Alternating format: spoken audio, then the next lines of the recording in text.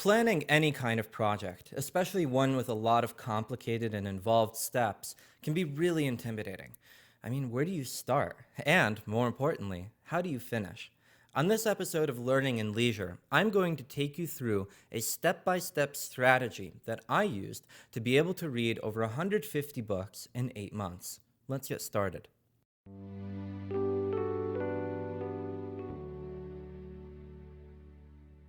Hi, I'm Alex Mika, and I'm a third-year PhD student studying English literature. As a student and as a teacher, I'm really interested in finding the best time management strategies that allow you to grow both personally, professionally, and academically. On this episode, I'm going to take you through my 5-step process that I use before I begin any kind of project, and it's scalable for just about anything that you plan to do.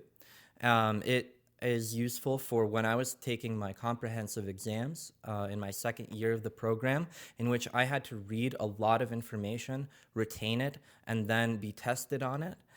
It also helped me then to develop the skills that I needed in order to write the dissertation that I'm currently working on. And so it's really applicable, I think, in a lot of different scenarios. But basically, the process is this.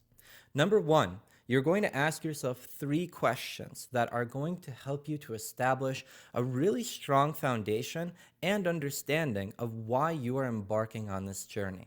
Number 2 is you're going to identify the resources and constraints that you have that are going to either help you in the cases of resources, everything that you have at your disposal to help you, or the constraints or the things that you are going to have to overcome in order to successfully complete this project.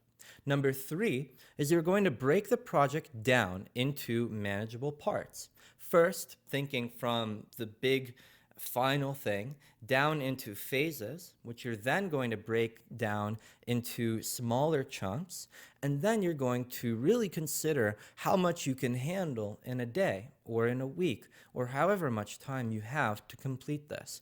Really thinking on a day-to-day scale. And then from there, once you have broken it down into those pieces, you are then going to create a plan that is going to be sustainable, that has attainable milestones that you can measure as you work towards your final destination.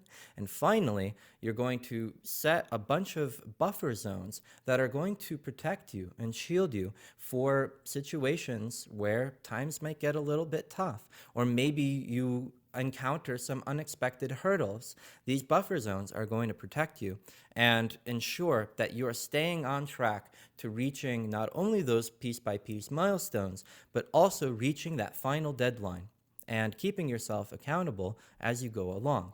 So let's get started on the first step, which is those 3 questions.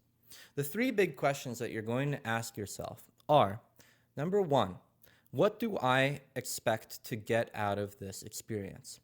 This first question is really important for establishing your goals. And of course, let's say you're in a class and you have a final project, your goal might at first be just, I want to get a good grade on this final project, or I want to pass this course. But a lot of times, you can really, I think, interrogate yourself a little bit further and really think about the greater stakes that are involved with this process. Don't be afraid to get a little bit meta with it, right? For example, for my exams, I knew that, of course, I wanted to pass the exams and to move on to the next stage, but also I wanted to read a set of texts, which is really what I enjoy doing most. And so I wanted to learn about this topic that I'm really interested in. In my case, it's Shakespeare and adaptations. So I wanted to read everything I could get my hands on involved with Shakespeare and adaptations. I wanted to develop an understanding of not only the original texts and what came after them, but also in my case, to have an understanding of the critical conversations. What have people already said about these works? And then, once I saw what people had already said, I could then think about how might I personally contribute to the conversations that are being had about this topic.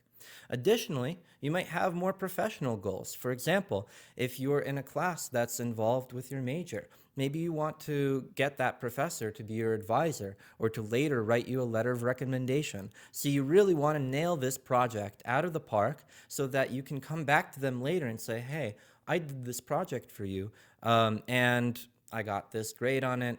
Thank you for your feedback. I want to develop it further. Can you help me in these ways? Right? Building connections is a very important goal. So, whatever it is, really ask yourself, what do I want to get from this experience beyond just the maybe most immediate or deadline related thing? How might this help you in the future?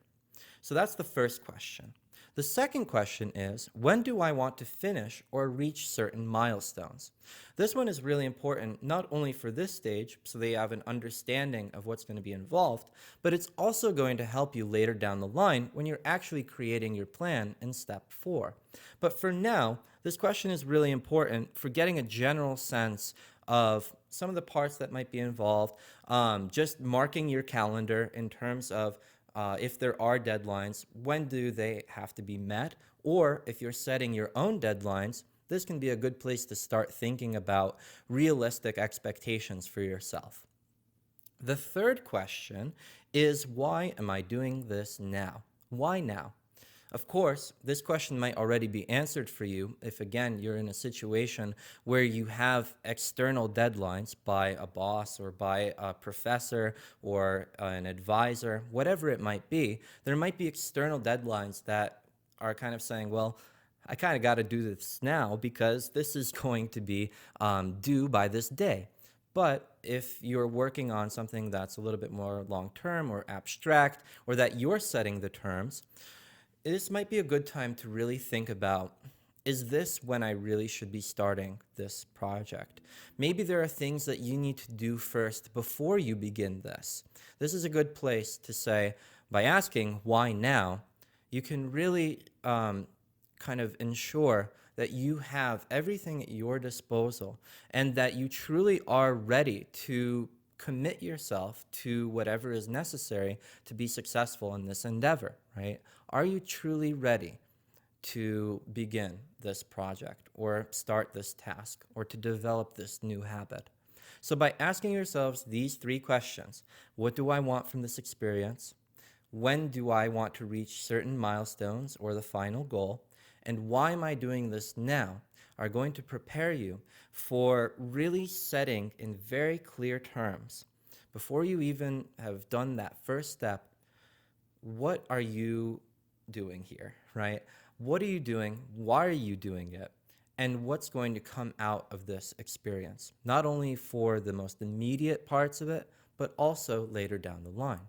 And the why now question, that last and third question that I think is perhaps the most important, is also going to help you for step 2 of the process, which is identifying your resources and constraints.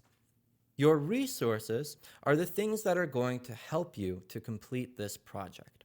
For example, they might be a knowledge base or a skill base that you have developed. In the previous episode of Learning and Leisure, I talked about overcoming certain fears of failure or overcoming the fear of the unknown, right? In which you identify ways that you've already kind of done things that will help you to complete this project. Well, the resources is very related to that idea. You're basically writing down everything that's going to help you complete this. So if it's knowledge, what skills base do you already have that is going to help you complete this?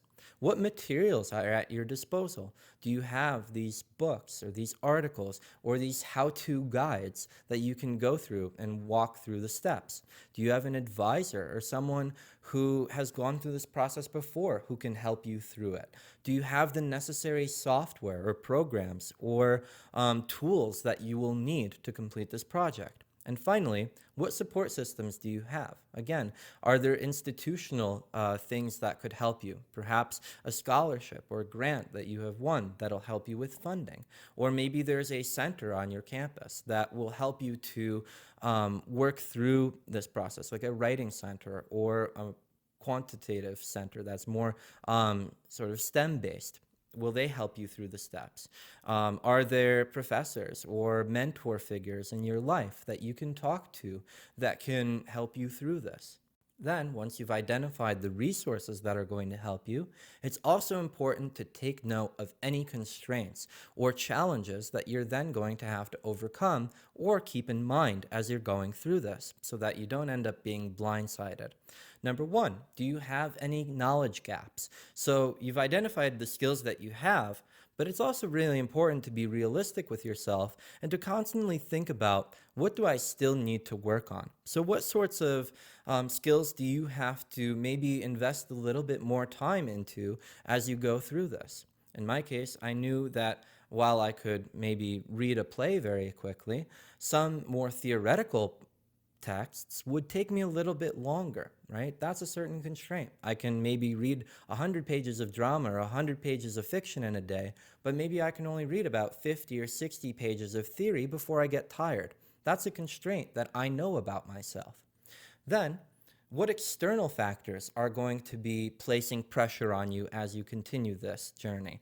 Are there deadlines or institutional rules and restrictions that are going to make this a little bit more difficult? For example, a lot of research studies, if you're involving people or animals or whatever it might be, they have very specific institutional rules and permissions that you have to be granted. There's a lot more oversight with certain kinds of projects.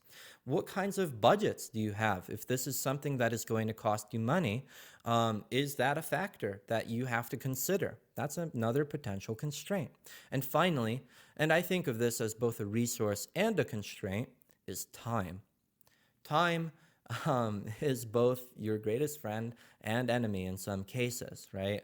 Knowing how much you can accomplish in a given day, how many commitments you have outside of this project, and what kinds of requirements you are held to, that's really important, right? Thinking through, okay, I can dedicate this amount of time every day, every week, every month until I reach that final goal. That's really important to establish. And that's also going to be really helpful for you in the next stages of our journey, such as breaking it down and making the plan and also building in buffers. Time is going to be a constant presence in your planning stages and as you're going through your project.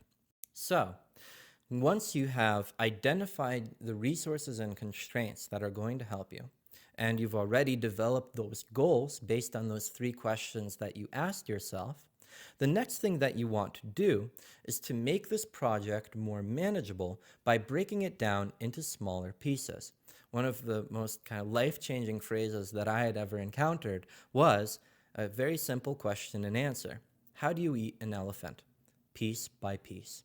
And so, while I'm a big fan of elephants, and I'm not crazy about the imagery, just thinking about this kind of breaking something down into manageable chunks is, I think, a really important thing to remember whenever you're doing just about anything. It really helps you to overcome any kinds of feelings of intimidation that you might associate with larger projects and even smaller ones, right? Even smaller projects can usually be broken down into even more manageable pieces. And so the first thing that you want to do is to think about, from this big and large and final goal that you have. So in my case, when I was doing my exam preparation and reading those texts, my final goal was to pass my exams, right? But really, if I thought about it, I could break it down into phases. So what do I have to do in all these steps along the way? The big phases that I encountered were, number 1, gathering sources. So I created a list of texts that would be important for me to have read and be familiar with for my exams that are based on the fields that I'm interested in studying. Then, of course, I had to read those texts, and I took notes as I went along. So after I gathered the sources, I read them, I took notes, and I organized those notes. That was another big phase. Then I reviewed those notes. I had a big review stage that was very important for solidifying the concepts and making connections between them, memorizing the authors of each text and the titles and the important concepts that were related to them, developing these mind maps that would help me bridge a lot of these different texts and the connections between them. And then finally, the last phase of the process was the exam. And so once I broke it down into these phases, the next step that I had to do was I broke those phases down even further into what I like to call chunks. Chunks are really helpful. One, because it's just a funny word to me. And two, they, to me, are the smallest kind of discernible unit of any phase. So, for example, in the research phase, when I was actually reading the texts, what I had to do within them, let's say I found a concept that I found really interesting in a certain book. I would then take that topic and I would find related sources to it, and then I would review those sources. So that was another chunk within there. I had to organize the citations. I had to take notes, right? These are all smaller parts of one process. Or let's say I'm writing my dissertation right now. I can break the phase of writing a single chapter down even further into sections. So I can think about writing the outline. That's a chunk. Even if I wanted to break that outline down, I could say within there, these are the sources that I'm going to use for my introduction. This is how I'm going to bring up all the sort of important introductory points before I even start in on my argument. Then I write my argument. Then I write the first draft of the first section. These are all smaller chunks that I'm bringing it down further and further into the smallest discernible unit within a given phase. Then, once I've broken those phases down into chunks, I then like to go into a day-by-day structure. And then I think back to my resources and constraints. And I think about my own skill set and my own physical abilities, because a lot of projects, right, we have limited amounts of energy that we can expend in a given day, in a given week. We are human. We need our rest. And so in this project, I needed to think about, related to those skills that I had, that I'd identified in my resources, I then had to think about the constraints associated with them. For example, like I said, I know that I can read a certain number of pages depending on what genre I'm reading in. So, for example, for things like drama and poetry and fiction, I know that I can read a certain amount in a day. For things like theory or more critical works, I can read this amount in a day. So then I took those chunks. In my case, for the exams, I had broken down my reading lists into different subcategories, and from there I broke them down into genres of texts. So, for example, for my Shakespeare list, I had the plays in one section, and I knew, okay, I can read about this much in a day. So I broke down those texts into manageable day-by-day pieces. So I knew that I can handle this much in a day, this much in a week, and that was when I was starting to be able to develop a plan. So let's talk about that plan. Once you've identified how much you can handle in an hour, in a day, in a week, and all the way up to whenever your final kind of deadline is, you can also think about, right, how much time you have to complete this project. That's a very major constraint to consider, that then you can sort of negotiate between what you can handle and what you're sort of expected to handle within it, so you can make sure that you are staying on track. And then you can think about what is a reasonable expectation or milestone that you can have for your journey in this process. So what I did as I made my plan was I actually got a planner. I love physical planners because they allow me to write down each expectation that I have for myself on a day-to-day scale. So I broke down my reading list into manageable chunks, and I set for each day, knowing my own limits, I wrote down, okay, I want to read this text today. Tomorrow, I want to read this set of pages. And I set little milestones. So at the end of each week, I said, I want to have completed this many readings, have done this many notes, etc. And so based on these chunks, I set these actionable steps that I would sort of try to reach and make sure that I'm staying on track.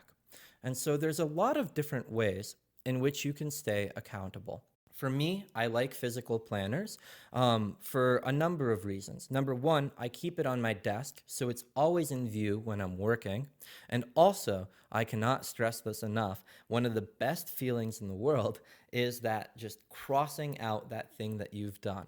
In addition to keeping a planner, one really great thing that you can also do is to keep a reverse planner, or even in the same one. Maybe your left-hand column, my planner has kind of two columns. And so it says to do, and then it just has a bunch of lines as well. So what I like to do sometimes in my planner is to write down the things that I have to do. And I also, at the same time, keep what's called a reverse planner, which is where you write down what you have accomplished each day. And this is a really important sort of little psychological trick that allows you to sort of celebrate the little victories day by day. As helpful as it can be to know what you have to do, it's also really satisfying to see yourself making progress. So keep a record of what you've done and how long it took for you to do it, because it can also help you to make adjustments later. But it's also just a great feeling to see, wow, I actually did quite a bit today. We often focus on the things that we haven't done and not enough time on just celebrating the little day-to-day victories. So a reverse planner can be really helpful for building your confidence, especially in the early stages of a project. Other ways that you can stay accountable include Google Calendars, or something that's equivalent to it, in which you can set deadlines and reminders for yourself. Another thing is having phone alarms or phone reminders that will help you keep yourself accountable, maybe on a little bit more smaller scale. So for example, I like to set alarms for when I'm writing. So I set an alarm for about 20 minutes or 30 minutes. I work for a 30-minute chunk, and I take a break. I stretch. I crack my back as it's slowly and slowly getting more and more hunched as I write more and more. So I like to stretch. I like to, train my eyes on something further away. Just little things, get some water, go for a little walk around the apartment. So on a small scale, you can use alarms for that. You can get different apps that, like, there are Pomodoro method apps that can help you with these sort of incremental processes. But then you can also set reminders on your phone each day to say, hey, this is what you wanted to accomplish today. And it's just a little thing to keep you accountable. And then finally, you can also, one great strategy that costs nothing other than maybe a little bit embarrassment when it doesn't work out, is to tell someone you trust who will text you maybe in a few weeks and say, hey, you said you wanted to do this project by this time or reach this milestone. How's it going? Just have them check in with you, right? And then depending on how you're doing, you can say, oh my goodness, like I did it. I finished it 2 days ago. Thanks for asking.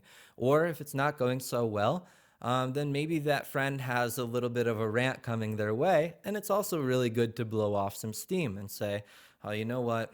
I'm actually kind of stuck. And this is what I'm thinking through. And this can be a great opportunity for you to get another set of ears to maybe process through some challenges that you're going through and brainstorm some solutions. Which also brings me to the last and final important part of just about any kind of plan that you make, and that is to build in buffer zones. I can't stress this enough, how important a buffer zone can be for your own mental health, for your own sustainable and comfortable growth, and for actually reaching those final goals.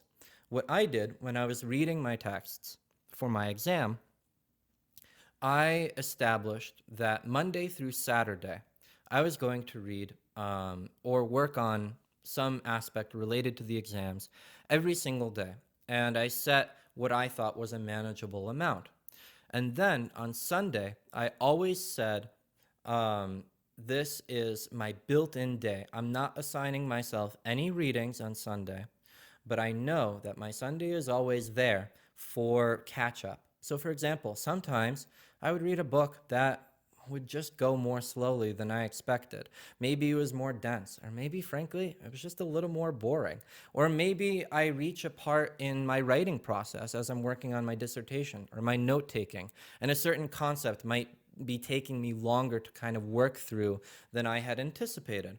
Then I know that I have these days. In my case, for the reading process, it was Sundays, but you can do it at any point, right? Just have days that are dedicated to playing catch up if you need them. If not, that's great. Just keep working through or take a very well-deserved break. But having these buffer zones is going to really help you to stay on track, and you know that they're there, right? So you always know if something's not working out, then they will be there to kind of catch you and set you back on your path. At the same time, of course, you don't want to rely on those buffer zones all of the time and just procrastinate and then do them on those days. Then you might really need to rethink your strategy and your overall plan. But having them can be really comforting and important. I certainly had a lot of points at which I needed those buffer zones. Maybe something came up and I had to go to the dentist one day, or maybe something took me longer, or I just wanted to spend a day in the week to see a friend and get some coffee and enjoy life. That's really important too. So I knew I had those buffer zones to make little adjustments and still stay on track. And then additionally, not just having those days, but I also, because this was a long-term project, right? I had 8 months to do this. Every month and a half or so, I built in an entire week or 2 week stretch that was especially designed for catch-up. I put maybe a lighter workload in those weeks, or in some cases, if I knew I was going to travel or whatever the case was, I built in that time to, again, catch up. So you can set smaller and larger buffer zones and scale them depending on knowing what your kind of workflow is like, and maybe sometimes building in bigger ones for periods of rest and recovery, especially if you're doing a longer project. Remember, it's a lot of times more of a marathon than a sprint, and knowing when to really build in some really intense work periods and maybe some slower, more relaxed paces is really important for that plan. And that's something that we'll talk about over the course of this series. But for now, as you make your plan, really emphasize what you can do in a certain chunk and in a certain amount of time, like day by day or hour by hour or week by week, and then build in those buffer zones. So this is the strategy that I use for just about any project. Number one, I identify my goals by asking myself 3 questions. Number one, what do I want to get out of this experience? And especially thinking through beyond just what I am trying to do immediately, but also the kind of larger scale goals that might help me not only for this project, but also moving forward. Number 2, when do I hope to reach certain milestones? Number 3, why am I doing this now? And am I ready to take this on now? Those are the first 3 big questions that I ask myself. Then I identify my resources and constraints and work through my inventory of things that are going to help me and the things that I have to keep in mind and on my radar as I'm working through this. Then I break the project down into manageable pieces, first into phases of development, then into chunks, which are the smallest discernible units within those phases, and then finally into a day-by-day structure. And then I build a plan that is concretely based on my abilities, physically, emotionally, mentally, and that I know I can complete on a sustainable and comfortable level while still meeting and building in certain milestones that are going to keep me accountable as I work towards that final goal. And then finally, I include buffer zones that are going to protect me and ensure that I stay on track as I'm working through this project. So that's my strategy. I use it for just about everything. If you have your own strategies for building plans or you have some suggestions, please comment them below. And as always, if you found this episode useful, please consider subscribing or following and sharing it with a friend who might find it useful. And I'll see you all in the next episode. Get planning. Take care.